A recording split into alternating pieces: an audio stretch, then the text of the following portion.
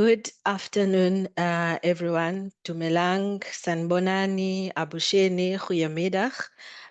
Please allow me to welcome you into our session today in commemoration of the South African Library Week, which is running from the 17th to the 23rd of March. My name is Annalisa Mendempako. I'm the Open Scholarship Manager at the University of the Western Cape Library, and I have the pleasure of directing today's program. Please stay with us until towards the end of the session. So the event this week is South African Library Week, as I've mentioned. The entire country, library institutions of higher education, public libraries, special library, are all commemorating and highlighting the contributions that libraries make towards sustainable communities. So this year's theme of the South African Library Week is Libraries for Sustainable Communities. And within the rationale of this week's SALW, we seek to highlight the contributions that libraries put towards providing inclusive spaces and access and resources to all members of the society. So in line with this year's themes, our session today is on digital inclusion for persons with disabilities. So in terms of the alignment, we are also focusing on SDG 11, which is sustainable cities and communities, as well as SDG 4, which is quality education. The South African Library Week's rationale has various themes, but today we chose to focus on the libraries as inclusive spaces that focuses access to all, as well as digital inclusion. So please do enjoy our session today, and I would also like to thank our speakers who've made themselves available so that we can put together such an exciting program, both from the legislative side of things, as well as the UWC context in terms of our support for persons with disabilities. So the webinar today does not allow you to unmute your mic, but you are more than welcome to make comments or questions in the questions and answer feature. During that time, when we have the question and answer feature, we will read your comments and questions from the question and answer feature. So you can still participate. And all right, so now what I'm going to do, ladies and gentlemen, I'm going to introduce our first speaker, which is Miss Denise Nicholson. Okay, so Miss Denise Nicholson holds a BA from UNISA and an LLM from Wits. She is a scholarly communications and copyright consultant at Scholarly Horizons in South Africa. And she's also the co-founder of Recreate South Africa. She worked at different specialist posts at the University of Witwatersrand, Johannesburg, and she has an experience over 38 years. She is internationally recognized for her professional work and advocacy in copyright, access to knowledge, open access, and scholarly communications. She has received various prestigious awards and has many publications. She has presented at many conferences globally and has a free e-bulletin covering various topics, reaching about 600 subscribers globally. Ladies and gentlemen, allow me to welcome Ms. Denise Nicholson onto the platform. Over to you, Ms. Denise. Good morning, and thank you very much, Annalisa. I just see the background of mine is showing mirrored. I don't know if that's why everybody else is different, but it doesn't really matter.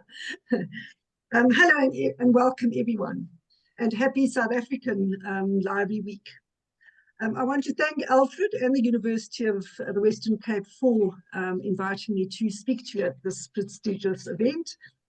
In the context of these celebrations and in the theme at large, Libraries for Sustainable Communities, I will be speaking about the impact of copyright laws in digital exclusion of people with disabilities. I'll provide some definitions first, and then I'll give an overview of the current copyright law and its discrimination, restrictions, and omissions. And then I will discuss the Copyright Amendment Bill and its benefits for people with disabilities and others. I just want to share. I'll turn my camera off now while I'm sharing.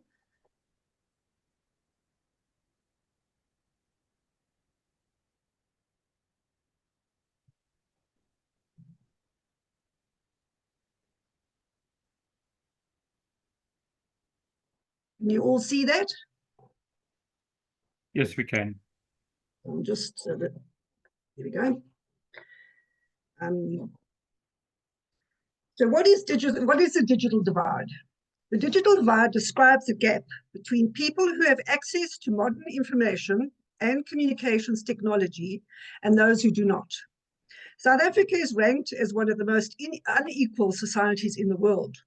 Millions of South Africans do not enjoy the basics such as electricity, water, and shelter, let alone having access to a laptop, Wi-Fi, or other digital technologies that are required to access the most basic information for their socioeconomic development.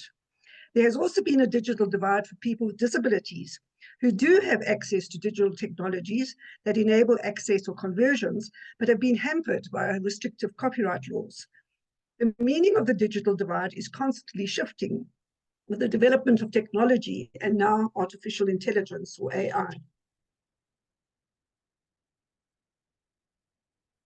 What is digital inclusion? It refers to the activities necessary to ensure that all individuals and communities, including the most disadvantaged, have access to and use of information and communication technologies. This includes the following elements: affordable, robust, broadband internet service, internet-enabled devices that meet the needs of the user, access to digital literacy training, quality technical support, and applications and online content designed to enable and encourage self-sufficiency, participation, and collaboration. The key dimensions of digital inclusion are recognized as digital accessibility, digital literacy, and digital acceptance. As technology evolves, digital inclusion must adapt accordingly. Achieving digital inclusion demands deliberate strategies and investments to overcome historical, institutional, legislative, structural, physical, and other barriers to accessing and using technology. Digital inclusion extends beyond internet literacy and computer access. It involves technical skills and the ability to access relevant digital services and content when needed. Libraries play a crucial role in promoting and maintaining digital inclusion for people across South Africa, though they face various challenges in doing so. What is digital exclusion? Digital exclusion refers to the situation where individuals or communities are unable to access, use, or benefit from information and communication technologies due to a lack or denial of access, or lack of skills, confidence, or poor financial capacity, hindering their participation in the digital society. Digital exclusion can lead to social, economic, and political marginalization, as individuals may be unable to access opportunities, information, or services that are increasingly dependent on digital technologies. What is copyright? Copyright is a category of intellectual property. There are other categories which include trademarks, patents, designs, geographic indicators, and trade secrets. The copyright law gives authors and creators a bundle or suite of exclusive rights to protect their original publications or works for a certain period of time. And here are just a few examples of copyrighted works: books, journals, posters, images, music, films, photos, artistic works, software, etc. What is digital copyright? Digital copyright refers to the legal rights and protections granted to creators and owners of digital content. This includes a wide array of materials such as text, images, videos, music, software, and other digital creations. The essence of digital copyright is to ensure that creators maintain control over their works, allowing them to reproduce, distribute, display, and adapt their creations as they see fit. Digital copyright, as it relates to artificial intelligence or AI, is proving to be complex. The current approach is that AI-generated works do not have copyright protection, as they must be created by a human. South Africa and other countries are endeavoring to find solutions, but this is proving to be extremely difficult as AI is accelerating at such a rate, no one can really keep up with its advances. Some countries have regulated AI to a limited extent for the moment. And South Africa is in the process of doing a framework to create a policy on AI. Now, the current law that governs copyright in South Africa is the Copyright Act of number 98 of 1978 as amended. It has not been amended for libraries, archives, education and research since 1978. The last amendment to the Act was in 2002 for needle time for musicians. Sorry. The Copyright Act predates the birth of the internet by 5 years, so it is totally outdated and does not address the digital age. Basically, everything that is needed to be reproduced, scanned, digitized, or converted in the digital environment requires prior copyright clearance from the rights holders. The Act has very limited and impractical exceptions for research, academic activities, libraries and archives, and education. All of these apply to blind and visually impaired persons. It also has omissions such as no provisions for museums or galleries, which are important custodians of our cultural heritage, or orphan works where rights holders are untraceable, defunct, or have abandoned their works. The current law does not protect authors and creators, especially in contracts. Contract law overrides copyright exceptions. Their income is negatively affected as rights holders generally tailor clauses to benefit themselves. Collecting societies are not regulated, so there's a lack of transparency and accountability, which results in creators not getting fair royalties. And we must remember that many people who are blind are also creators, and they're authors and other creators, even artists. So what works are protected by copyright in the South African context? These are the works that are covered: literary works, musical works, artistic works, cinematographic films, sound recordings, broadcasts, program carrying signals, published editions, and computer programs. And South Africa is one of the few countries that has computer programs as a separate category. Most other countries treat it as a literary work. There are works that are not protected, and I've given you some examples: titles, names, slogans, or short phrases; unauthored works like a telephone book or a diary; procedures, methods, recipes, even systems, processes, concepts, and unwritten ideas; general facts and news of the day, example, mere items of press information; government official texts, the bills and statutes, etc., their official text and translations of a legislative, administrative, or legal nature; speeches of a political nature, or those delivered in the course of legal or court proceedings; and the Hansard debates in Parliament. Now, the term of protection in South Africa is the lifetime of an author plus 50 years from the end of the year in which the author dies, and that is to benefit the beneficiaries or heirs. So if you write a book at 20 and you die at 90, you would have 70 years cover while you're alive, and then your family would have, or your heirs in a will, would have another 50 years after that to benefit from any royalties that you are earning. Many countries have extended their terms to 70 or more. This is not recommended for a developing country, as they are net importers of IP, and the bulk of copyright fees collected flows out to developed countries, mainly publishers. When this copyright period or term of period expires, works go into the public domain and have no more protection. They are now copyright free, and you can do what you like with them, but you should acknowledge if they have a source available. Archival and other unpublished works have indefinite protection until they are made public or published. Then the copyright term comes into effect. Now, who owns copyright? The author or creator generally owns copyright, but it can belong to a third party. For example, many of the educational institutions have a policy where the institution owns the copyright in the works done by their employees and their postgraduate students.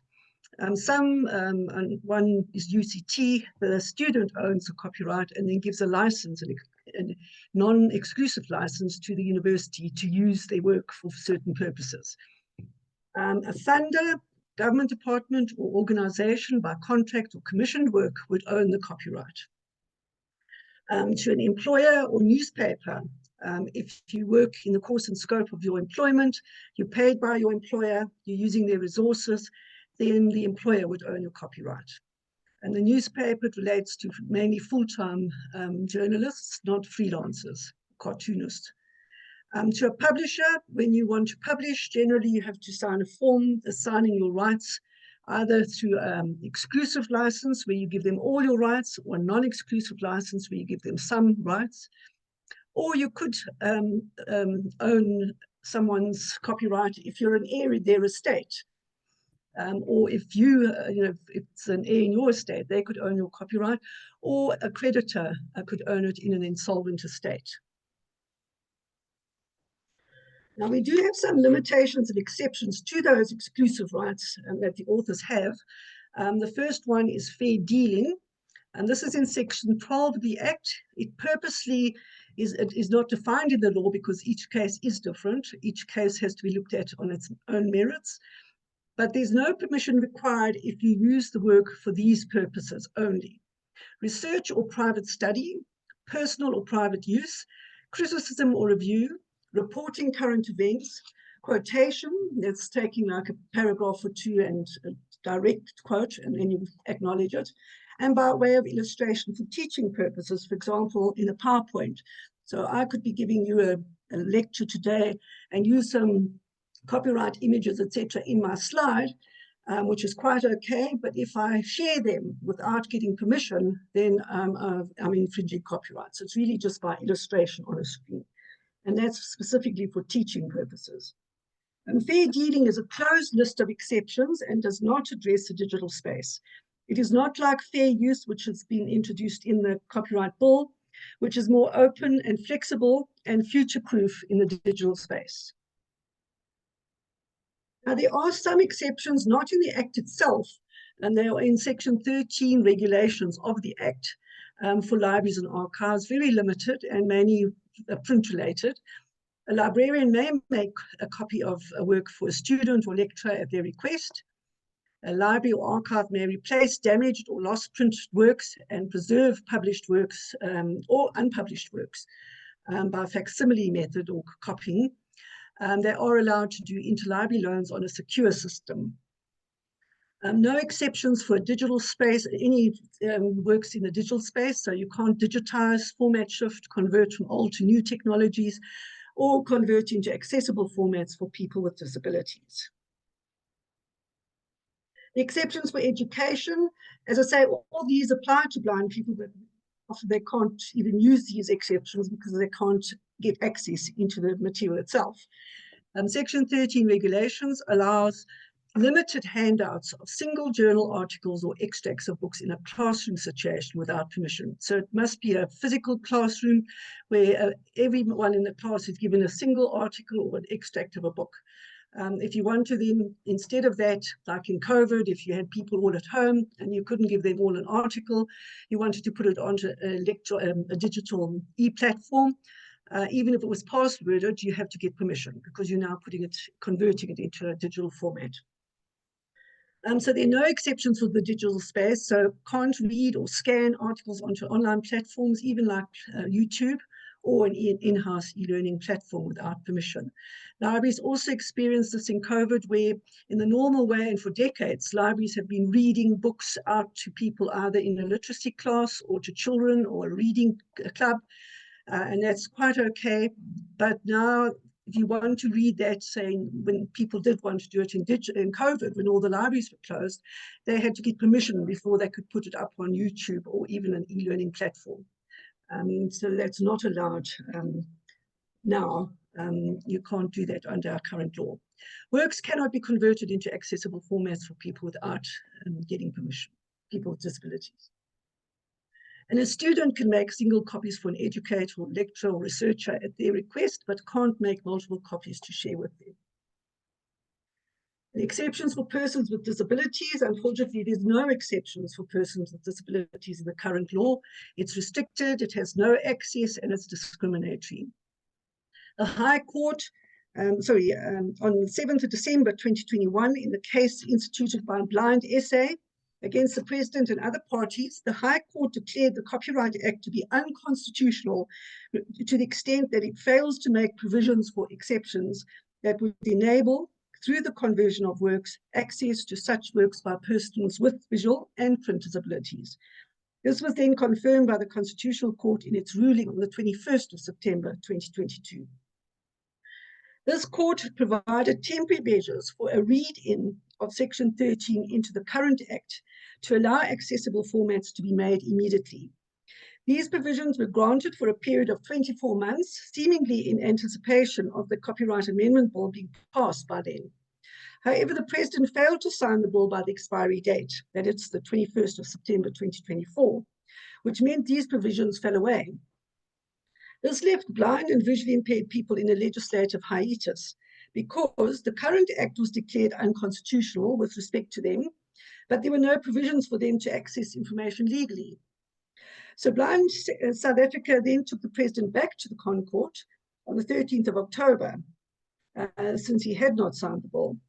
The President deferred the bill a few days later to the Constitutional Court on the basis that he was not convinced that the constitutionality issues had been resolved.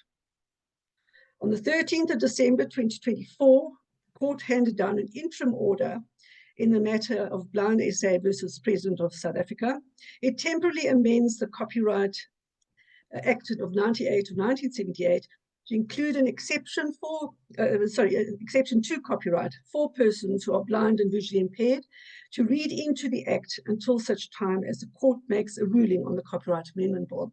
So basically, they're taking an extra, we have a Section 13, they're adding a Section 13A, which was, the wording was provided by the court to say that until such time as the Copyright Bill is passed, they will now be allowed to convert material into alternative formats, and it will be legal. That means that any blind or visually impaired person requiring conversion of materials into Braille or other accessible formats at this stage may go ahead and do so without having to get prior permission. Now, the Copyright Amendment Bill, I'm sure all of you know, it's been in the making since,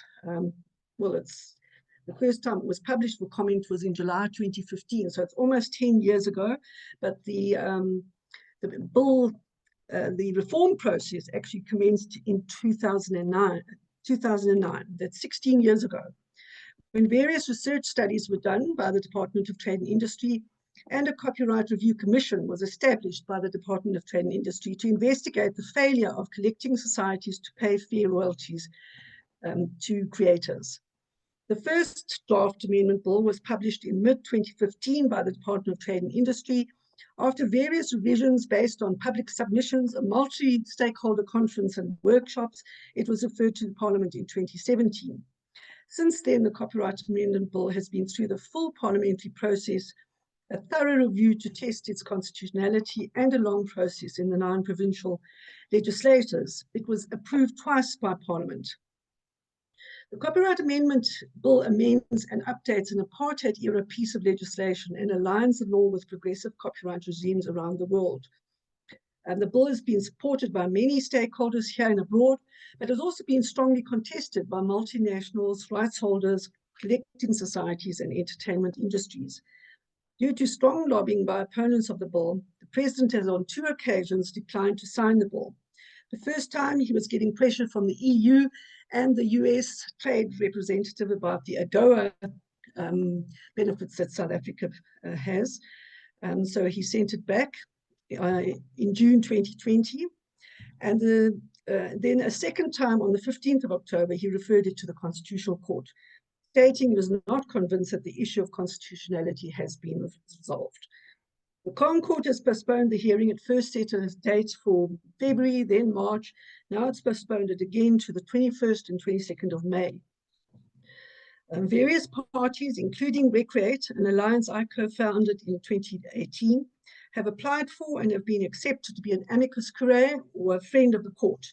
In this case, 20 organizations, including LIASA, have supported Recreate's application in this regard. We hope that the Constitutional Court will make a positive decision in May and not delay the matter any further. The bill will remedy the unconstitutionality relating to persons with disabilities. It will also level the playing field between creators and users and facilitate better access to knowledge for everyone. Creators and users all need fair use and the exceptions in the bill for accessing information and creating new works. The bill seeks to promote and enhance access to information at all levels and preserve our documentary records and cultural heritage.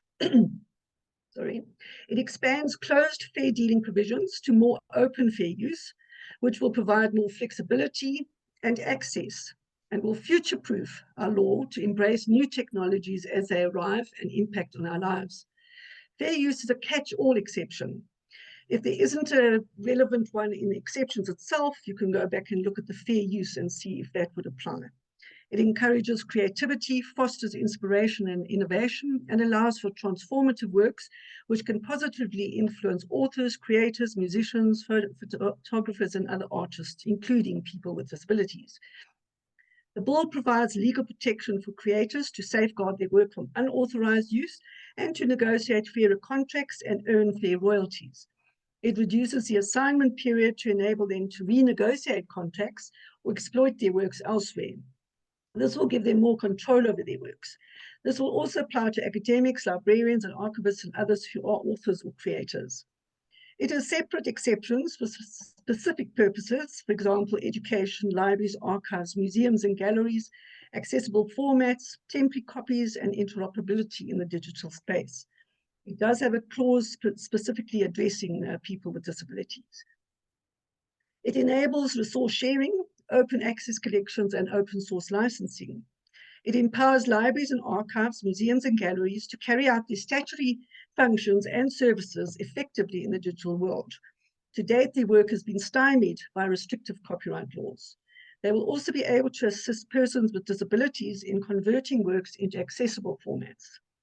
An important objective of the bill is to allow libraries, archives, museums, and galleries to digitize and preserve our cultural heritage, particularly in the digital space, of course. It also provides for the use of orphan works that currently cannot be used or reused because they cannot find their rights holders. The introduction of fair use and specific exceptions, like at least 12 other countries have already done, will also open a treasury of global resources that to date have been closed off or restricted to South Africans. Countries with fair use in their copyright laws can use their domestic copyright works and those of South Africa and other countries through fair use. However, South Africa cannot access many of its own local works or those of the US or any other country, as fair dealing is too restrictive or prohibitive and doesn't address the digital space. It is time that South Africans, including persons with disabilities, enjoyed the same copyright benefits as many countries around the world. The current copyright law is particularly biased towards right holders and has limited benefits for creators and users of information. The main beneficiaries of copyright royalties and fees collected by collecting societies in South Africa are international publishers, not authors or creators, nor South Africans. In the digital world, the line between users and creators has become blurred. Example, librarians are custodians, users, producers, and publishers of information. Many musicians are students, teachers, and users of information. Creators use others' works to create new ones, quote from and apply satire, parody, etc. So the amended copyright law will need to strike a balance between facilitating user access and respecting rights in the digital space, and assisting in enhancing, not restricting, access to information and lawful exceptions in the law. The clause preventing contract override will be beneficial to all, as it will level the playing field and ensure fairer contracts between parties. Powerful rights holders will no longer be able to skew clauses to benefit themselves and will have to respect lawful acts that creators, users, and other parties are entitled to perform. This will also help libraries and archives that have too long been bound by restrictive contracts by publishers and service providers. The bill provides for more balanced contracts and prevents lawful acts and copyright exceptions from being eroded, omitted, or overridden, which affects access to information. If these acts are removed or restricted, the contracts will be rendered unenforceable in future. The law also recognizes open source licensing and the making of manuscripts for journal articles available on open access institutional repositories for the benefit of education, research, and knowledge sharing in general. Currently, many publishers won't allow you to put your article on an institutional repository, or they have an embargo for about 4 years, or they want it in a preprint or a special format. And now you will be able to, if the bill is passed, you'll be able to put the manuscript or final version before it's published without having to ask the publisher. This will promote and motivate open access, open science, and related international movements to accelerate access and increase the volume of open license content globally. Collecting societies will have to register and be regulated so they become more transparent, accountable, and pay fair royalties to creators. This is positive for authors and creators, but also for academic institutions and libraries, as they pay large sums of money annually for copyright clearances. Partnerships and collaboration. The Copyright Amendment Bill sets the scene for new and expanded partnerships and collaboration between libraries, archives, research and educational institutions, and organizations serving people with disabilities, as well as the public and private sectors. Being able to share resources and expertise will foster a collective approach to information and resource sharing, research and educational projects, and digital curation of our documentary record and cultural heritage. Open source licensing and enhanced open content development will lead to collaborative creations and projects that will improve the quality of teaching and learning materials and make South African research outputs and creations accessible globally. It will also enable South Africa to ratify the 2013 Marrakesh Treaty so that people with disabilities can benefit from cross-border sharing of accessible formats. Libraries and organizations serving people with disabilities will be able to form partnerships with similar entities in other countries to produce and exchange works and vastly increase the availability of reading material in accessible formats for persons with disabilities. The decades-long book famine for blind and visually impaired persons will finally be a thing of the past. The current, as I said, the current Act does not provide any exceptions for people with disabilities. The treaty, the Marrakesh Treaty, is for blind and visually impaired people, but it doesn't stop you putting anything more than that in your domestic law. And the Copyright Amendment Bill does have provisions not only for blind and visually impaired persons, but for deaf people, for dyslexics, and other printed and handicapped, challenged people or other disabilities that affect them accessing material. Priority must be given to bridging of the digital divide and strengthening capacities to harness new technologies and connectivity through upgrading of infrastructure, skills and education, but always focusing on digital inclusion for all. So what are the next steps? It is vital that the Copyright Amendment Bill is approved by the Constitutional Court and signed by the President as soon as possible. When the Copyright Amendment Bill is finally passed, there will still be some time before the new amended law comes into force. Draft regulations will need to be published for public comment and provide, also the government will need to develop various systems and provide infrastructure to ensure effective implementation of the amended Act. For example, the orphan works, they would have to set up the system they provided in the bill. They will also have to have a registration system for collecting societies, etc. This could take at least another 2 years after the amended law is enacted. This means that in the meantime, we still have to comply with the current outdated law. As with all new legislation, there are likely to be hurdles relating to implementation and enforcement of the amended Act when finally enacted.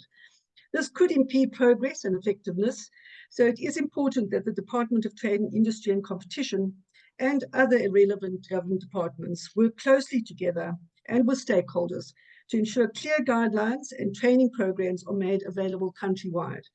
Education and training will be key factors for successful implementation of the amended Act.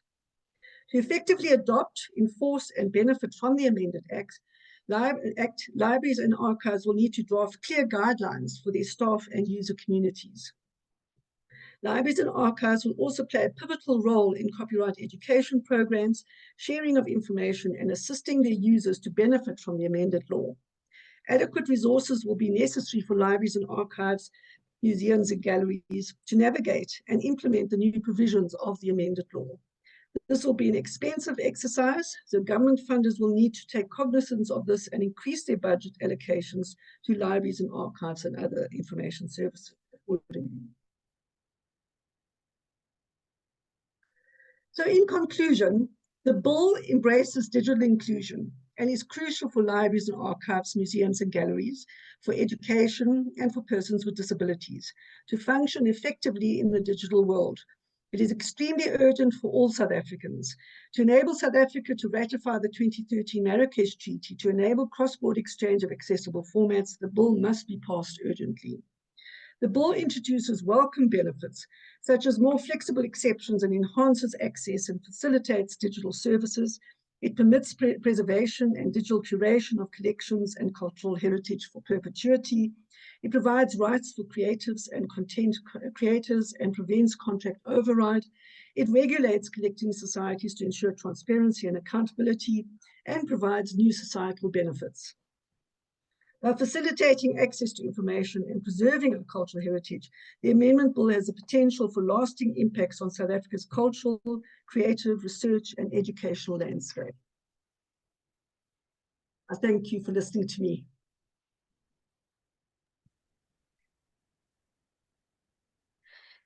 Thank you so much, Ms. Denise, for your presentation and giving us so much insight in terms of how we are progressing as a country and our shortcomings as well, in terms of accommodating different groups, specifically with today's presentation, accommodating persons with disabilities in terms of the Copyright Act.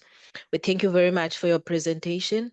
And I would just like to check, Mr. Manuels, is there any burning question for Ms. Denise at this stage? Otherwise, if not, we can spare questions for the question and answer session. We got two questions in the chat, Annalisa. Okay, can you read the questions out for us? One from Namita.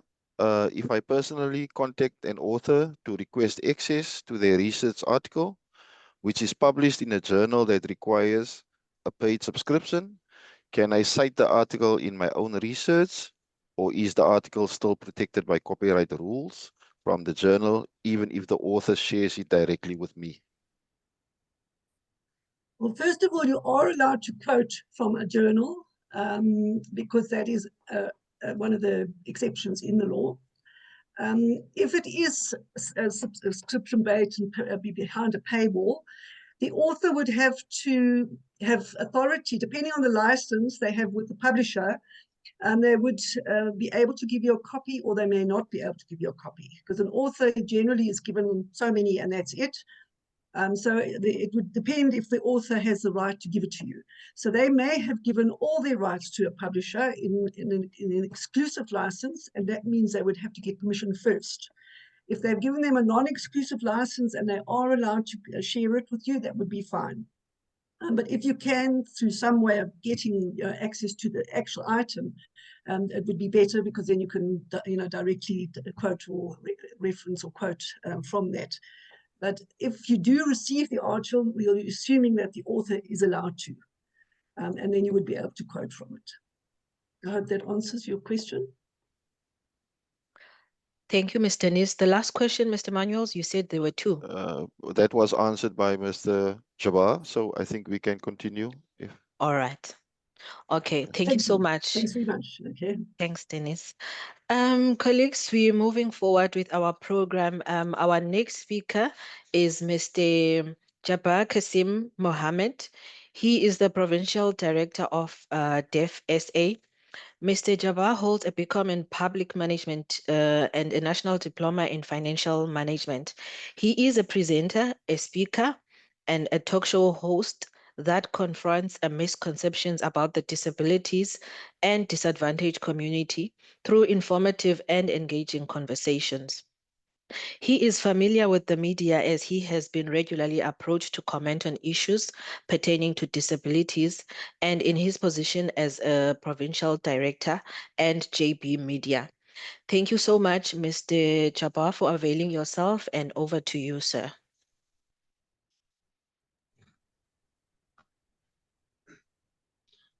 Good day, everyone. Thank you. It is a real honor to be here and a part of this webinar.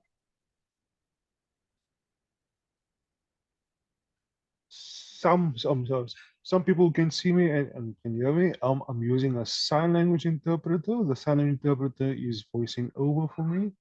So whatever the person is saying, it all comes from me. So maybe you're listening and you're thinking, why is the voiceover only coming later? It is because the interpreter needs to listen to what is being said first. Okay.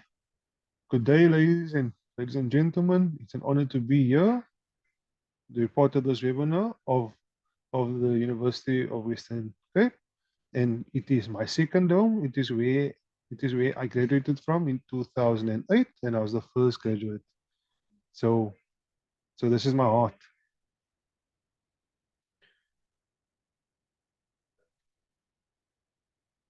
Okay, so about the information about accessibility for people with disability. So before I carry on,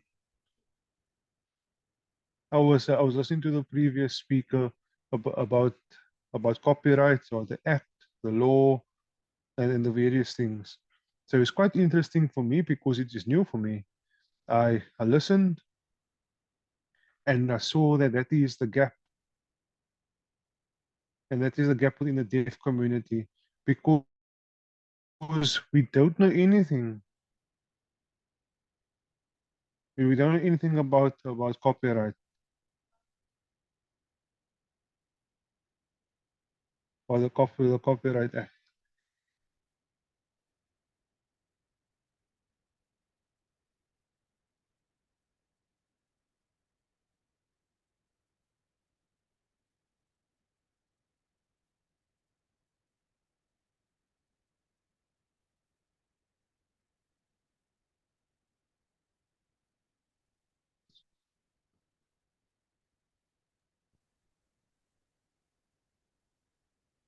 Okay, is there the voiceover freezing? The interpreter cannot see me clearly. So I'm so sorry about that. Okay, so just okay, I'm still in the sea. You're frozen. Hello, can you see me? Yes, we can hear you. We can see you. Okay, perfect. Okay, so about the FSA, I've been working for the FSA for the past 17 years as the provincial director. And I always focus on the strategic objectives of the FSA. The first one is deaf education. The second one is the African Sign Language. The third one is accessibility. And the fourth one is empowerment. So today I'm focusing on all four. Why? Because deaf education, such as libraries provide education. So we need more deaf education resources, books, authors within the library. Because many people don't know that there are deaf authors and deaf actors. So we need these things also accessibility to the archives in the libraries, and also the African Sign Language.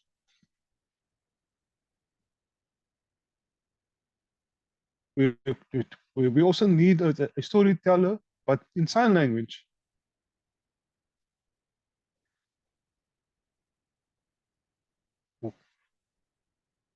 Because sign language is a visual language, so maybe they can see.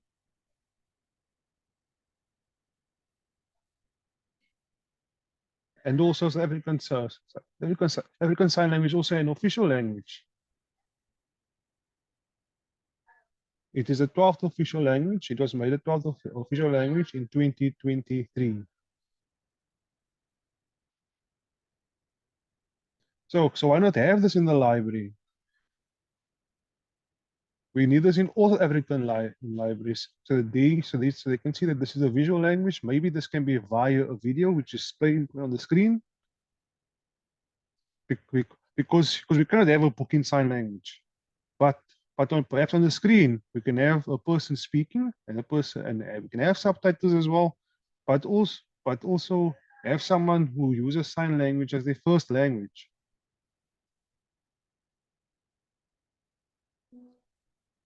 So my vision of this presentation is that I would like to see the University of the Western Cape to be the first institution to provide sign language on the screen, maybe by deaf students, or to have an online sign language interpreter or sign language class, because sign language is a language. And the library is also part of the language, and that is my understanding. And my understanding is also that there is accessibility to reading in various languages, various spoken languages, but nothing in sign language.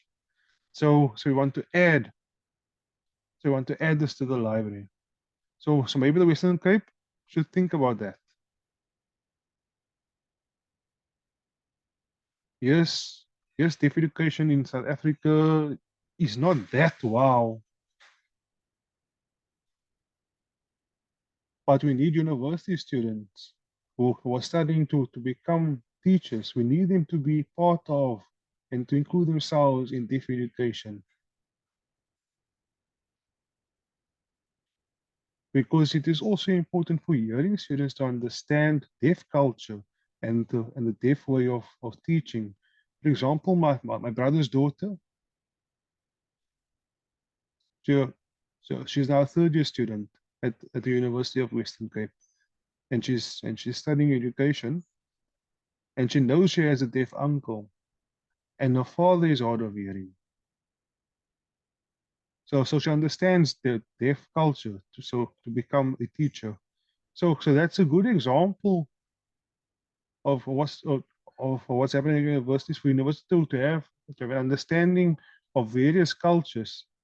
Yes, we want to finish our degree, but we also need to understand our community. And we also need to understand our underdeveloped communities. So that is why I've a deep passion for libraries, also just because libraries provide accessibility, um but because at the library we are taught how to read, we are taught how to internalize.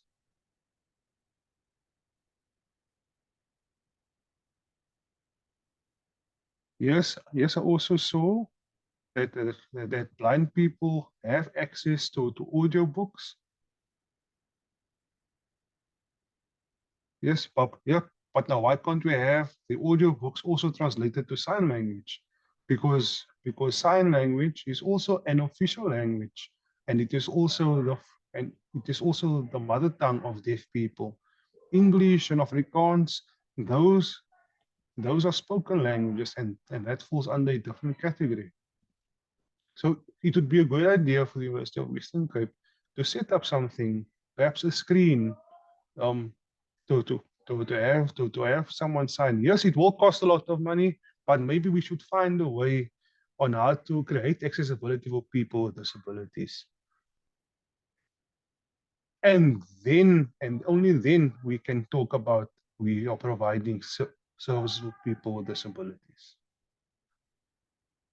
Accessibility for people with disabilities, because I am tired of hearing from people that we provide for people with disability. But what are you providing? a ramp for those in a wheelchair. Is that all? And that is why I say, don't say we have resources for people with disabilities, but then you need to have accessibility for all.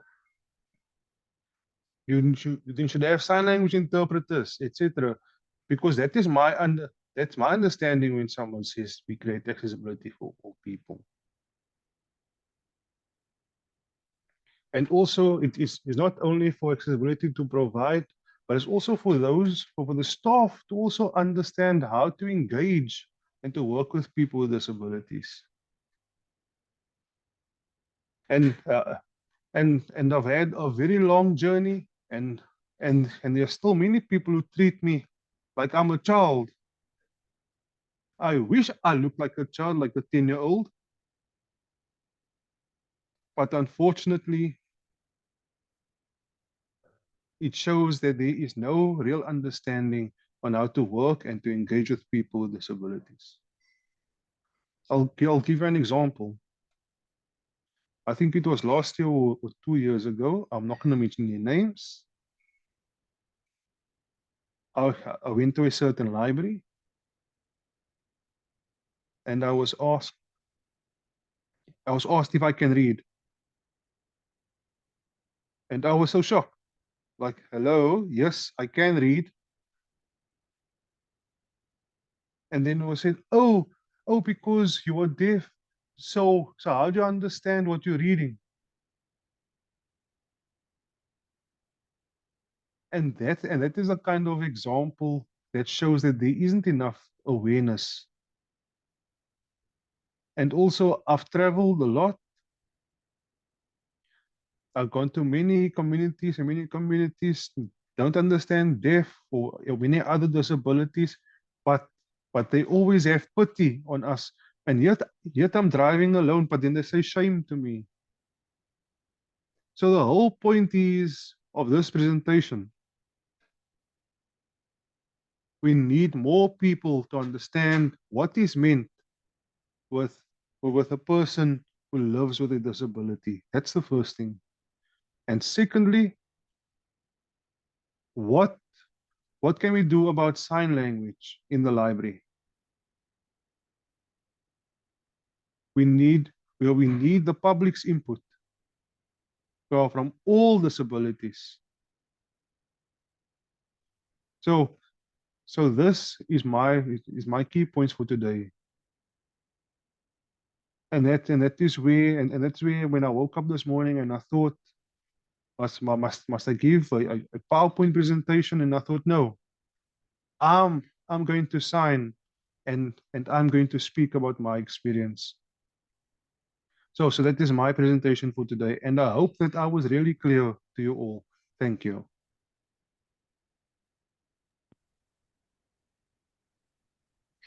Thank you so much, Mr. Jabba. Yes, you were very clear, and the sign language interpreter as well was catching up in terms of your speech. So thank you so much for affording us that opportunity. Your presentation touched on something that our Vice Chancellor and Rector, Professor Robert Balfour, mentioned yesterday in our South African Library opening ceremony.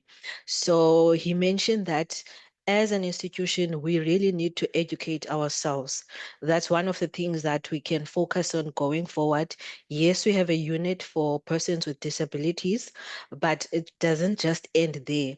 Persons with disabilities also exist within our society. Therefore, we need to be educated in terms of how do I approach Mr. Jabba with that kind of disability of deafness, and then when someone else comes with a disability, visual impairments, how do I approach and accommodate different abilities? So your presentation was very important to us. And as I say, it aligns with some of the points that were highlighted in our opening ceremony yesterday. So thank you very much for sharing your insights with us. I'm just now going to quickly ask Mr. Manuels again to check if there is any burning question or comment from our question and answer feature. If not, perhaps some of those will come up during our question and answer session. Okay. Just one comment and one question, Annalisa. One comment from Rowan saying he wants to add that this year the humanities program from the gender equity unit will be running a SASL course for students at UWC, both in person and online, which I am quite excited about. And the question is from Younger, Mr. Jabbar. Does your department conduct quality assurance assessments for disability units at universities, specifically evaluating the assistive technologies and supportive structures in place for students with disabilities? If not, could you please specify which department is responsible for this?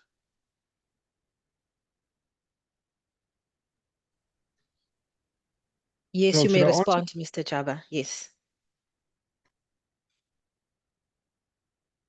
Thank you, Yanga, for your question. It's a very good question that you raised. Um, um, that's a very deep analysis. There's lots of research that needs to be done because that is very specific because the disability unit works together with DEFSA. I've a meeting with them tomorrow regarding to sign language interpreting services and also sign language classes for the University of Western Cape. So and also I have been teaching at the University of Western Cape for the past 7 years. So that's why we need to talk more in depth. Who is responsible for that department? So maybe if you're available tomorrow, then maybe you can join us tomorrow for the meeting at 2 o'clock. And then the second question is, The last question is, how can the architectural design of libraries be adapted to accommodate regional variations and cultural differences in sign languages, ensuring inclusive and accessible spaces for deaf communities?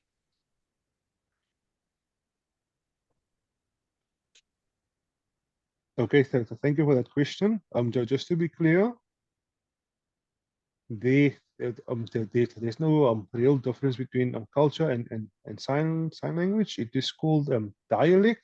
There's different dialects of sign language. It is similar to accents. So, for example, I'm a deaf person. I'm a TV presenter, and I will know which dialect to use. Is either national or national level or international level. So right now I'm using the African Sign Language. I'm not using English Sign Language or Afrikaans Sign Language or isiXhosa Sign Language, and therefore I am using South African Sign Language. So to answer your question, for the architect design of the library, just like listening, it depends on the context. It depends on on the context, whatever you're talking about. I'll be able to sign. For example, 2 weeks ago, 3 weeks ago, I went to Robben Island. We went on the ferry and we got to the island, and then I had to use international sign language. But then I adapted to make it easier for our deaf clients to understand, so they could understand about the whole context about the prison and about Nelson Mandela. So I took all information and then I chunked it down and I kept the foundation and the placement. So these are all the things which are part of African Sign Language. So to answer your question about accessibility at the library, we can have screens with sign language. There are many ways. There are websites within the library. They have computers with one click. There can be someone signing. Um, we can have an offline recording. So there are different ways. So maybe you can contact UWC's libraries or facilitator and then ask him to contact us, and then we can do that. Okay? All right. Thank you so much, Mr. Jabbar, for responding to those questions. If there are any left, Mr. Manuels, we will spare them for the question and answer session towards the end. Thank you so much, Mr. Jabbar. Colleagues, we are moving on to our next two speakers, Ms. Verushka Daniels, who is the manager of the Office of Students with Disabilities at UWC, and Mr. Trevor Fortune, who is the manager of User and Access Services at the University of the Western Cape Library. Ms. Verushka completed her Bachelor of Psychology degree at UWC in 2008, her master's degree in Child and Family Studies in 2016, and is enrolled for her PhD with a research focus on improving the well-being of students with disabilities in higher education. Her latest work experience includes 10 years as a coordinator and a learning skills coach within the Office for Academic Support in CSSS at UWC, where she was involved in the peer mentoring program facilitated in curricular workshops for the Graduate Development Program and coach students with academic skills.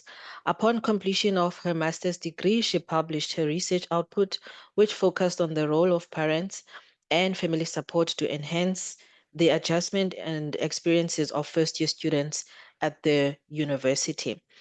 Quickly, I will also introduce Mr. Trevor Fortune as well, who is our Manager of User and Access Services at the University of the Western Cape Library, with over 40 years of experience in libraries, including 7 years in public libraries and 35 years in academic libraries.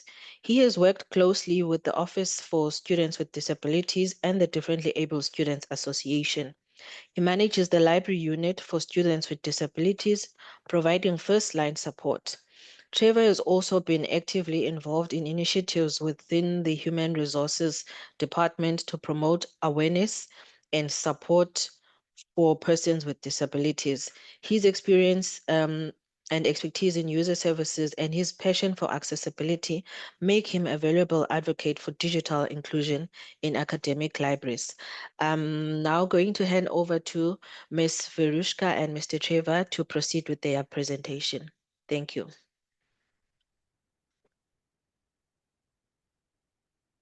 Good afternoon, colleagues. I'm just pausing because I can see that Jabbar is busy signing, so I'm just waiting for his input. Mr. Jabbar, you can turn off your video for now and then put it back on during the question and answer session.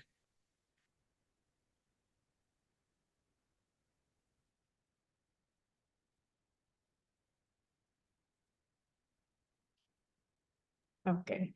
So good afternoon, colleagues, students, staff, everyone joining us. Thank you so much for allowing the Office for Students with Disabilities to have a section in your amazing program that you have set out. It's an honor for us to be able to speak on this platform, and we never take it lightly when people consider the student perspective when it comes to supporting persons with disabilities at UWC. As mentioned, I'm Verushka Daniels, and I'm the manager for the Office for Students with Disabilities at UWC. And on the first slide of my presentation, we have a team picture of the 5 staff members in our office. So from my left-hand side, we have Zina. She is responsible for the academic material conversion and works very closely with the copyright type of information that was shared early on. And next to her, we have Mr. Craig Loubser. He is a student liaison and access facilitator for our office.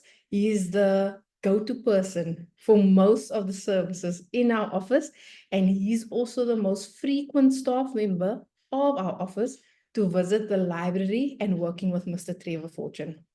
Then next to Craig is a picture of myself as the manager. And then in front of me is Carmen Loubser. She is mainly responsible to oversee the test and assessment procedure in our office. And she's also the staff member that has worked in our office for the longest number of years. And even Jabbar has come through her hands in our office back in the day. And then lastly, we have on the screen, Mrs. Louisa van Romberg. She is our social worker and our coordinator. And her main role in our office is to provide the psychosocial counseling support services, as well as facilitate personal mastery and empowerment. So that is just an introduction to our team. If we have anyone joining us that is blind, that is the main visual that I just had to describe for you. Thank you. So built on the principles of social justice, our office engage with our students as partners for advocacy and success so that we are able to facilitate universal access to university and tertiary education for students. So we believe in our office that we are not the experts in determining what the student requires, but we partner with the student to hear from them and to take our lead from what the student says they require. Oftentimes you find that because someone is deaf with a capital D, using sign language as the main official language, when you come to university, we cannot have an assumption of what services that person will make use of. So therefore, we view it as a partnership so that our students inform us, coming from high school mostly, as a post-matric student, to inform us what services and support did you receive at school level. And as we know, the Department of Basic Education has a better setup for learners with disabilities compared to the higher education landscape, where disability and support services, there isn't a specific university created fully catering for the needs of persons with disabilities. So that adjustment gap is something that my research has previously focused on. And therefore, when we partner with a student, they take the lead, they advise us in terms of what they will need.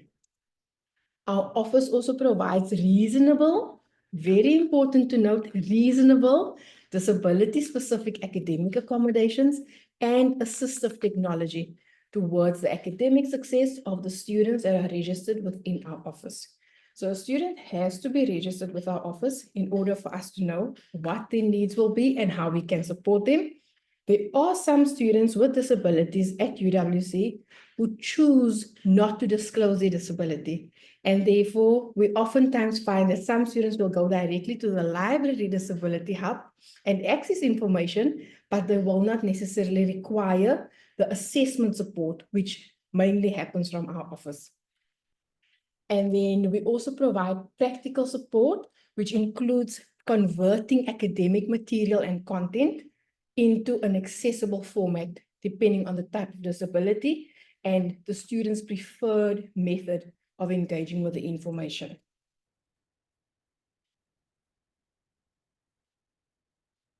So where are we now? Okay. So what does it mean when we say equal access to a digital interface? Because the Disability Office is built on the social justice principle, and that's how we approach and view disability, we understand that disability is not the responsibility of the person. Disability exists and it continues to be a challenge and a problem in society because of how society is set up.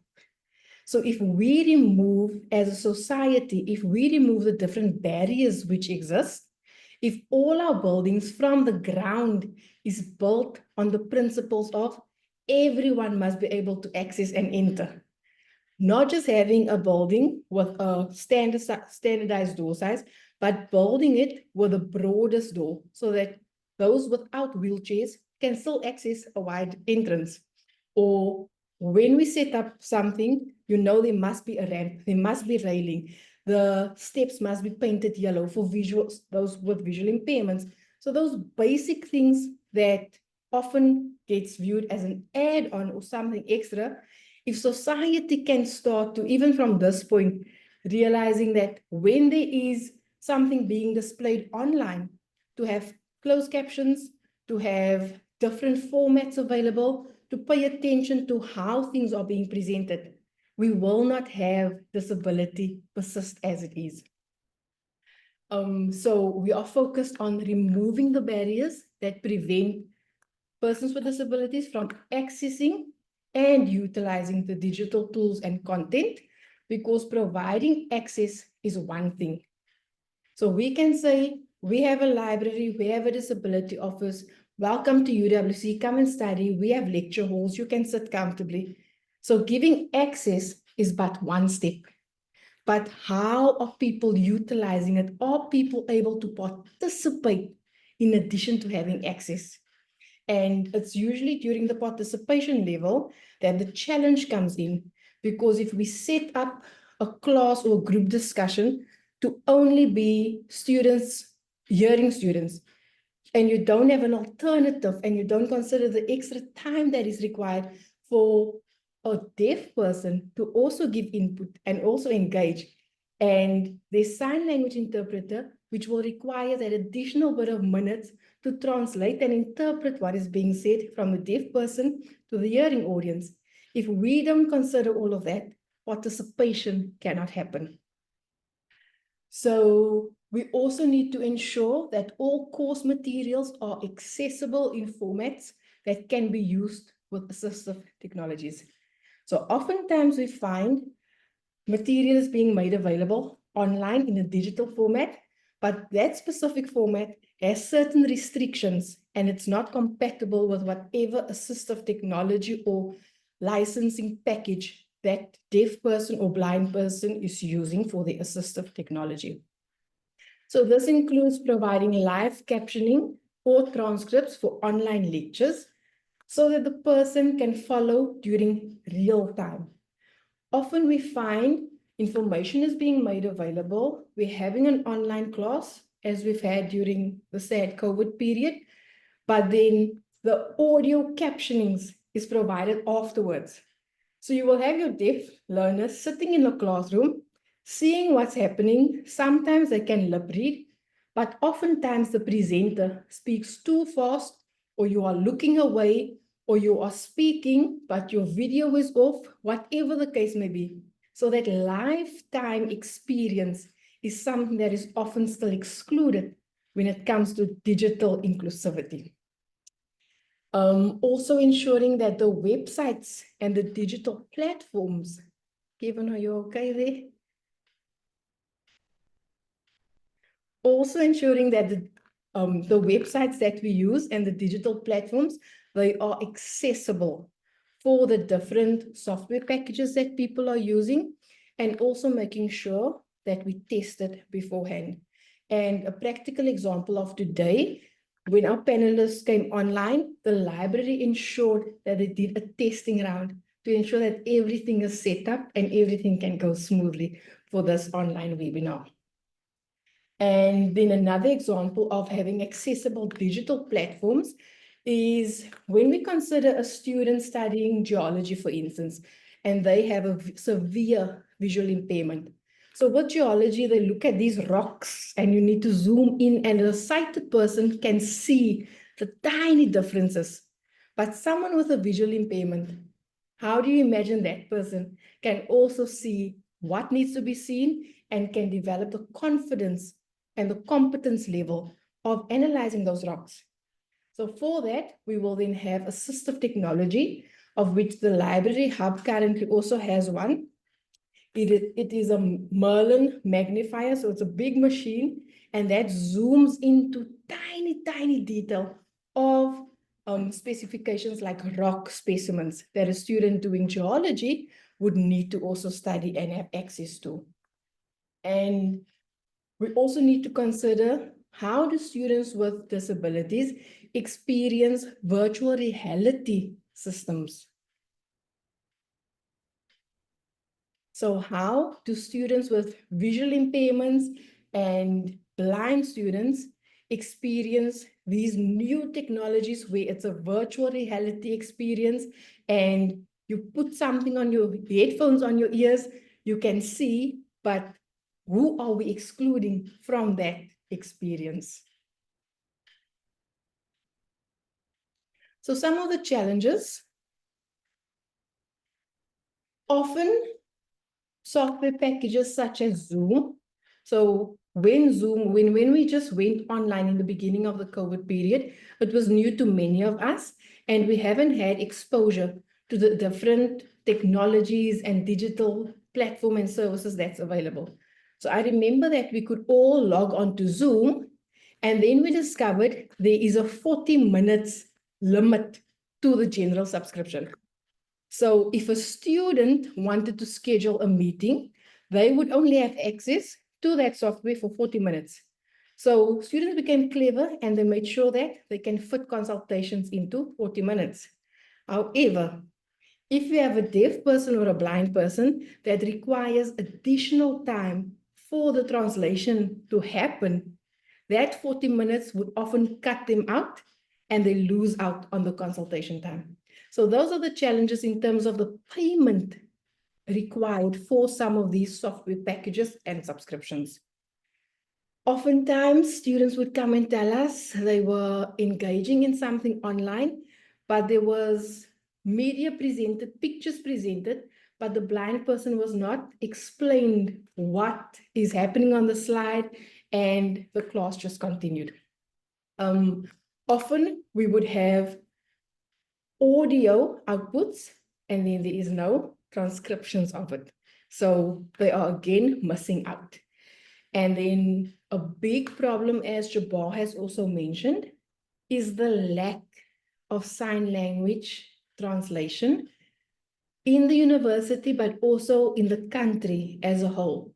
So with sign language becoming the 12th official language in South Africa, we still haven't had much movement in terms of including sign language interpreters for most of our events. Then also making audio and visual resources available is one thing, but the quality of that material is also quite questionable. So with our team converting some of the materials, the library has a key role to play for us when it comes to checking the quality of the content that has to be transcribed. And they've been very good at that. And then also there's a challenge of having non-inclusive social media platforms or apps. For instance, if you consider a deaf person, like Jabbar mentioned previously, he drives on his own.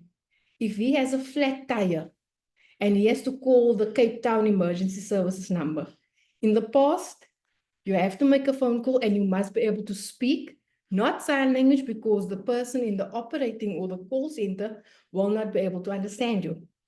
Now, last year, there was the app was launched for the emergency services so that it can be accessed through sign language and that person can report an emergency and be assisted as quick as possible, like everyone else. The next slide. So when it comes to partnering with a library specifically for digital inclusion for persons with disabilities, assistive technology is one of the most important tools that we need to have ready to use in supporting the students. So assistive technology, as a definition, that refers to those things, the devices and the hardware and the software that is used to assist the person with a disability to perform their task, which otherwise they would not have been able to access, or it would have been impossible. And the main purpose of having assistive technology in the context of university settings is to enhance the academic capabilities. Because when a student reaches university level, they are quite competent in doing a lot of things for themselves, and they've accessed information for the past 12 years at least of their lives, of their educational lives, which means they are quite capable when they enter university. Because persons with disabilities don't have a separate selection into university. It is all based on merit, cognitive ability, academic performance. Students with disabilities perform academically as well as those without disabilities. So therefore, the assistive technology is not there to help a student think. That's often a misconception. The assistive technology is there to enhance what they are already capable of doing. And it helps them to function as independently as possible because we want to empower persons with disabilities and not prolong the stigma usually attached to having a disability. The next slide. So our UWC library, the library hub, which Mr. Trevor Fortune manages, it is a key partner for us in ensuring that the students on campus have access to information. So it has proven to help with increased independence because students are now able to perform tasks and not necessarily ask for assistance. They are able to do it quite independently and they can do it by themselves. And when help is required, they also have that available to them in the library. It improves the communication, like I mentioned earlier, where a student would sometimes be excluded from a group discussion. They either have a speech impairment, severely stuttering, or they use sign language. Then they are excluded from a group activity because the group that are hearing people are not as tolerant or as equipped on how to include that person. So the library hub, with the different support for assistive technology enhancements, they also allow for that improved communication to happen for persons with disabilities. And it also creates enhanced learning opportunities so that students are able to fully participate in educational activities and not having to sit out for some parts of a lecture or of a module. They are now able to participate fully. They can go to the library and they can also access that information, although in a different format. And then lastly, it allows the student with a disability to have a better quality of life because we can imagine how it feels to be discriminated against based or included based on your disability. And because we do not cater or support for that specific disability needs that person requires. And lastly, I want to end by saying we need to have respect for the differences and the diversity that we as people bring and not just have tolerance. Because in disability support, we find often the focus is simply on having awareness, having some level of tolerance, but once we respect diversity in its real sense, people with disabilities will feel more included and it will become part of our normal things on campus or as a society to have persons with disabilities included in all we do and all we think. Thank you so much. Thank you very much, Varushka. I also want to say that obviously Varushka did the first part of the presentation, but I've also got to say that when I listened to JB's presentation earlier, to Jabbar's presentation earlier, it just highlighted how much we still need to do in order for us to meet the needs of students with disabilities so that we can be more inclusive. And I think it was partly answered by a number of the people that did present. Annalisa also mentioned that everybody has a duty to work harder to enable us to assist people. I'm now going to be sharing my screen, and then I'll also turn off my video just to enable the translator to have to be more focused.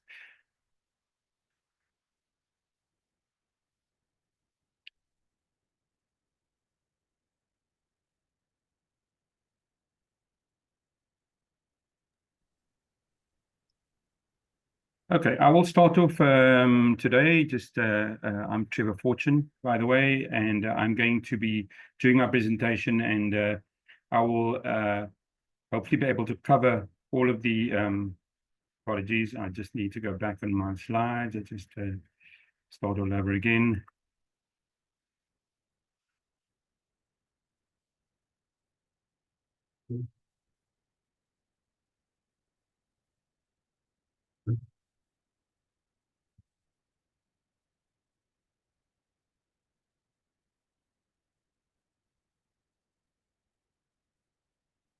Sincere apologies, just having a bit of an issue. Am I in the presentation mode, Annalisa, or is it not in the presentation mode? Not in presentation mode yet, Mr. T. Let us try again. There we go. Yeah, perfect. Apologies for the hiccups. All right, so I'm Trevor Fortune. I will be focusing on highlighting the unique challenges faced by academic libraries and exploring strategies to empower persons with disabilities. So in the current landscape, we look at the current legislation pertaining to empowerment and opportunities versus how effectively this is being implemented by exploring the current state of digital inclusion in academic libraries, highlighting the importance of providing equitable access to digital resources and technology for all users. And then with regard to strategies for inclusion, I'll try and focus on effective strategies and best practices for enhancing digital inclusion, including the provision of assistive technologies and digital literacy programs and accessibility with regard to online resources. Now, with regard to policy and frameworks, the white paper aims to ensure that persons with disabilities have equal rights and opportunities. Its focus is on removing barriers to access and participation, and aims to promote empowerment and supporting sustainable communities. The Higher Education Act regulates higher education in South Africa and promotes equal access and support to all students, including those with disabilities. Now, there are many academic libraries that have dedicated units for persons with disabilities, such as we heard from Verushka. And libraries have also increasingly started to adopt assistive technologies such as screen readers and text-to-speech and Braille software resources. However, when I mention that, there are still several challenges that we need to be aware of. I think when we listen to Jabbar, we got a sense of that. Physical access to libraries requires that, again, referred to Verushka, that people are able to easily access libraries, restrooms, entrances, special rooms. But access to digital resources without access to essential assistive technology does not offer effective support. I'll talk about that a little bit more in terms of libraries, because one of the challenges that faces persons with disabilities is that the support units have regular hours. They close at usually in late afternoon, and the library can offer digital access to users, but often if there is no assistive technology available in the library, it makes it extremely difficult for persons with disabilities to be included and to access these resources. So there's a lot of things that that needs to be considered by academic libraries. And I think that one of the big reasons that libraries struggle with this is that assistive technology is often quite expensive, and because of the inadequacy of funding, it leads to a lack of planning, and because of this, students are excluded. Students with disabilities are excluded from the higher education system. The financial strain hampers the adoption of advanced technologies. So these are very crucial, and it's required by default for students with disabilities. A lack of training for staff and students. In South African academic libraries, The lack of training for both staff and students also hinders the effective support and utilization of services for persons with disabilities. If you have a study pod for users and you have assistive technology available, but you have a first-year student coming into the library, let's say after hours, and the person is not completely au fait with how to use the equipment, and the staff has not been educated into how to use this, they've not been trained, then it doesn't serve the purpose. So there's a lot of work that needs to be done. You have to be aware of exactly what is required in order to assist users effectively. And this is part of excluding users if you're not able to assist persons with disabilities effectively. I will now try and focus on strategies and best practices. And one of the first things that I want to stop at is exactly what I was talking about in terms of training and awareness. Comprehensive training is essential for library staff.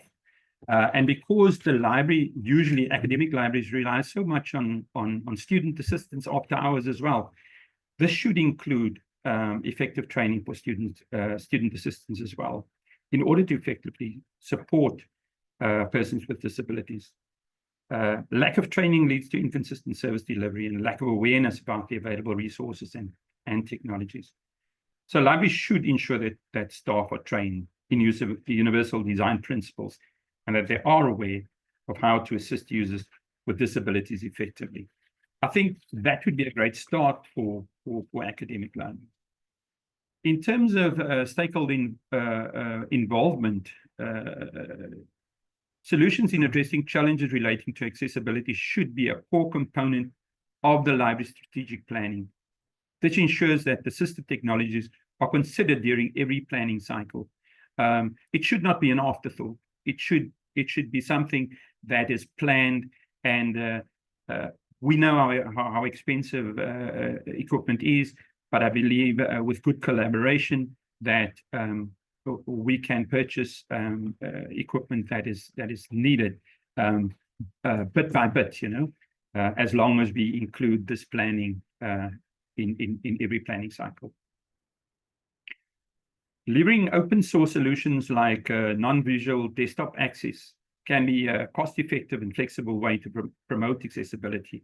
If I look at JAWS, for example, I think one of the things Vriska was mentioning, Craig, as part of their team, JAWS has expensive licensing, and if you can use an open source solution like NVDA, that makes it a lot more affordable. In fact, it's free, and it makes our resources accessible to students. In terms of tailored training programs, it has been mentioned before, but I believe that a crucial aspect is the need for tailored online training programs. This should be the rule rather than the exception. During a registration period, we must allow users to indicate if they require tailored programming. However, we must, by default, use live captioning and transcription. We can use live captioning services to provide real-time text for spoken content during online sessions like we are doing today. And this can benefit students who are deaf or hard of hearing.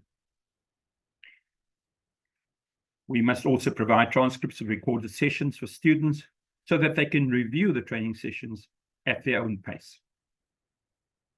Blind and visually impaired students can listen to online training sessions, and recordings of these sessions should be made available. This allows users to utilize tools like Microsoft Magnifier, Braille displays, or screen readers at their convenience. We need to actively market the availability of tailored training to ensure that all students are aware of these opportunities. We should conduct regular reviews of library services and technologies to identify gaps and areas for improvement. And this can help keep assistive technologies up to date and relevant. The Differently Able Students Association is one of the groupings, apart from the support unit, that we need to collaborate with effectively in order for us to have regular reviews. Then, before I conclude, I just want to talk about equipping physical spaces. It is important for academic libraries to collaborate with units for persons with disabilities, such as the unit that Verushka serves. I did mention earlier, when support units close, typically in the late afternoons, access to digital resources becomes challenging without ensuring there's access to physical infrastructure equipped with adaptive equipment. We know that students aren't able to go home and have access to assistive technology. So libraries can bridge this gap by providing essential tools and resources for students with disabilities through collaboration. Support units may advise on the necessary equipment that will aid users during this period. And libraries have the unique advantage of longer opening hours, often extending to late nights and weekends. And this makes them ideal spaces for providing essential adaptive equipment. By equipping our physical spaces with tools such as screen magnification, screen readers, large print keyboards, and software like JAWS, Job Access with Speech, or NVDA, we can ensure that students with disabilities have access to digital content, even if support units are closed. We have a 24/7 learning center that we should actively look at equipping with the assistive technology as well. In conclusion, we have a tremendous opportunity as an academic library to actively remove barriers to digital inclusion for students with disabilities. By equipping our physical spaces with adaptive equipment and offering tailored online training programs, we can create a more inclusive and supportive environment. This should not be seen as a challenge, but it should rather be seen as an opportunity to make a meaningful difference in the lives of all of our users. Thank you very much. Thank you so much, Mr. Fortune, for your presentation. Throughout the presentation from you and Ms. Verushka, you have highlighted the importance of working together, how libraries are key partners in terms of digital inclusions. And this also highlights our contributions to SDG 17 as well, where we can achieve most things and most society problems through partnerships. So it was very, very pleasing to hear that we are all working towards the same goal in terms of partnerships and collaboration in creating more inclusive communities. So the other thing that Ms. Verushka mentioned in her presentation was the fact that we need to reach a point where we do not just tolerate persons with different abilities, but it becomes a norm. It becomes a normal society where you find diverse abilities. So we can drop using terms such as accommodating, provisions, and so on, because at that stage we would have reached a point where having differently abled persons within a community is normal. So thank you so much, colleagues, for your contributions. All the panelists, if you could please put up your video for the question and answer session. Mr. Manuels, are there any questions for our panelists on the feature? At the moment, Annalisa, only one question and one comment. One question from an anonymous attendee. This person would like to ask, how is the progress of ensuring that all course material are in formats that are accessible with assistive technologies going with the university departments? Are they implementing that, or will they only do so when there is a student who discloses that they are living with disabilities? I think Ms. Verushka, you can take this one. Okay, I assume that question is for me. Yes, so currently, it is only the departments across campus. Most of the departments are working very well with our office, that when we have a student who requires an alternative format or conversion, they provide it and we are able to make it available for the student. However, I get what Anonymous is asking. so that it's a standard procedure across modules, that when we develop our coursework, that we consider what format am I presenting it, so that it is accessible, whether there's a student who needs it or not, but that we actually say, here's our resource bank with everything in an alternative format, should there be a need for that. Thank you so much, Mr. Manuels. Any other question? I see Rowan here has commented that he's noticed that the computers in the computer labs and most of the library don't allow audio through headphones when plugged in. He's found out that only 2 at OSWD and a few in the disability section of the library do, which can be busy. Is there a reason for this restriction in the rest of the library and labs? And could this be something can we address this issue, please? Mr. Fortune, maybe, and Varuska.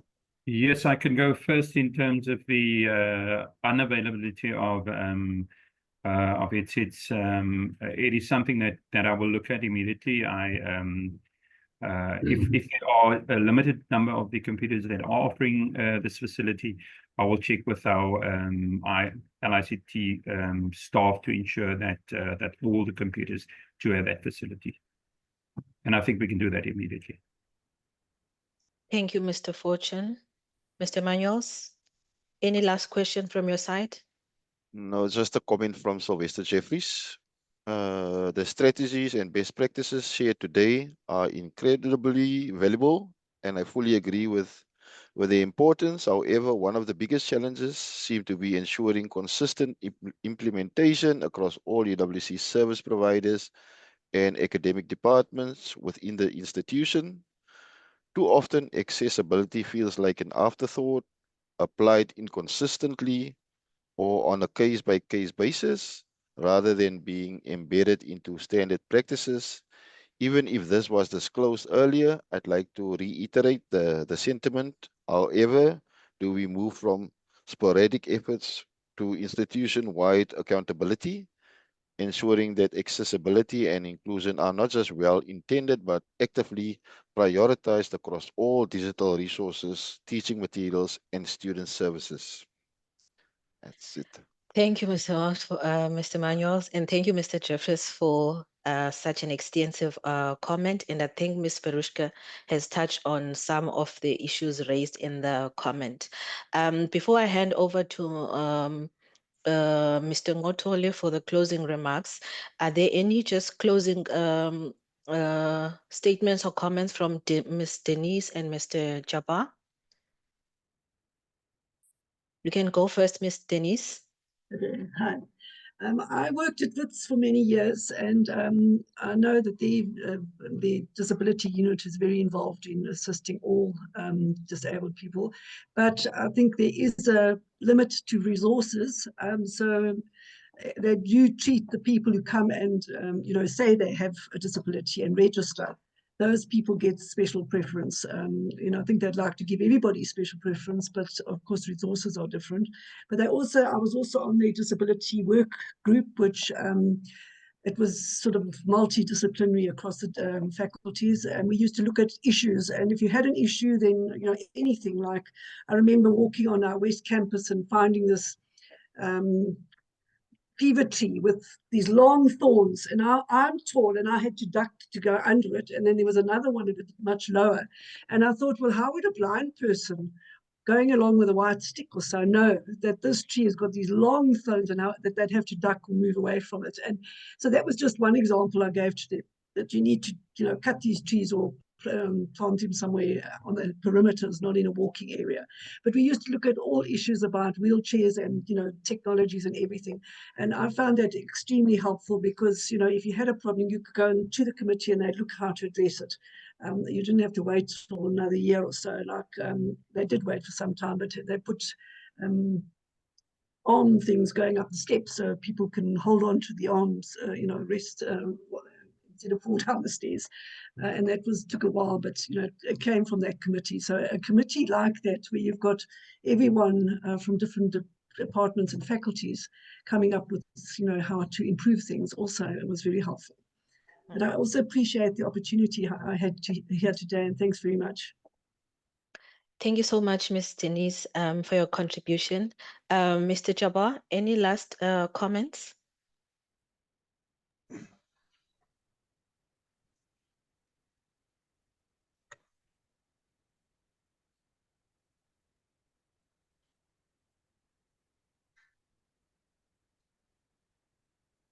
Thank you so much for the opportunity that was given to me today.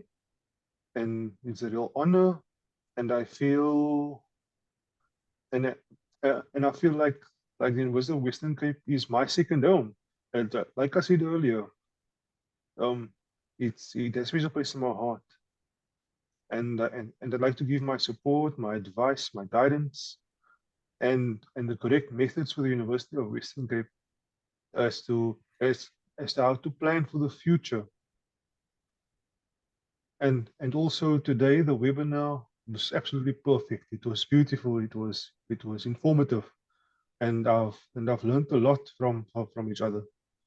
And yes, but and maybe I was too straightforward, but that is me. But also I'm straightforward with my experience with working together. And so also I hope also that I hope that so I also hope that and also that more students and more people from different departments would be a part of a webinar like this. It's not only for those who are part of the library, but also those from different departments to also be a part of the webinar. I just sent a message to my brother's daughter to ask, why are you not online? And she said she's not aware of anything that's happening. So for example, that's a good example. So in future we need to plan as to how we can do more for the university, and then I can also be a part of it. You can contact me, and then I'll be a part of it. But thank you so much for allowing me to be a part of this webinar. And my last piece of advice is please remember that people with disabilities, they always need to be included, to also to get their input. So, and also to have other stakeholders involved as well. So thank you so much. Thank you so much, Mr. Jabbar, for your contribution and your last comments. I'm now going to hand over to Mr. Ngotole to do the closing remarks for today's session. Okay, thank you, Annalisa. I've been furiously summarizing everybody's speech so that I can do the concluding remarks, but I don't think that will be necessary because I think after each session, Annalisa has summarized what were the key points in that session. The only thing I'm left to do now is maybe just to do a word of thanks. Firstly, I would like to thank LIASA, our Library and Information Science of South Africa Association, for every year, providing us with the opportunity to celebrate the Library Week. And for us as UWC, this has become an annual event. Every year when there is a South African Library Week, we'll have this kind of webinar. And this one today, to me, was a very special one. It was different, but I don't want to go there. But very informative, very different. It was, I think it was Shadin's comment, this was more of a learning, environment, even just the experience of having the sign language interpreter there, I think it's new, or it's not, it's new to all of us. I think it's a momentum that we should be, should be taken forward. By the way, we every year the Library Week is celebrated along this week, the week of the 20th of March. The reason for that is that the first National Library actually was established on the 20th of March in 1818, not the other 1818 that some people know, but that's why you can easily plan for the South African Library Week, because it will be during that week of the 20th of March. And I also want to thank you to the attendees. You know, people, we had more than 120 people who have registered, but as you know, sometimes you plan for something and then there will be other issues that come your way. But we had more than 60 people that attending today, which is good for a webinar. A special thanks again goes to our guest speakers. We wouldn't have a webinar without the speakers. There are a few things that I could take from all of you. For instance, Denise was focusing more on the national and even international landscape in terms of the of the law. What is going up out there, what we as the communities maybe can do to support the signing of the bill. I remember supporting her maybe I don't know how many years ago when she had to present in Parliament in the Portfolio Committee on Trade and Industry about the same bill. That was about 10 years ago, but we were we still find ourselves in this space. Also, a special thanks to Mr. Mohammed, Jabbar Mohammed. I think your challenge from the library side, I think it's taken. I think your challenge was that we have to think about the resources that can be interpreted in sign language. What are we doing as a library to make sure that the resources that we have can be interpreted into sign language? So I think that's the challenge. And Varushka, the quality of the audios. We can say we'll record everything, we'll make it available, but to really check that quality, if it's something that, someone who is has a hearing impairment or, whatever impairment that person has, that the quality of what we produce for that person. I think the second part, I think, and Elisa also mentioned, is about the respect for diversity. I think that phrase from me was one of my learnings today, because that does not just speak to people with disabilities. It speaks to everything that we do. We are not the same. We come from different backgrounds. We have to respect the diversity. It's even worse with people with disabilities. Lastly, Mr. Fortune, I think you have put a challenge to the university, as we are saying that we have spaces that open 24/7, but in most of those spaces you won't see any working technologies that can assist persons with disabilities. So what are we saying?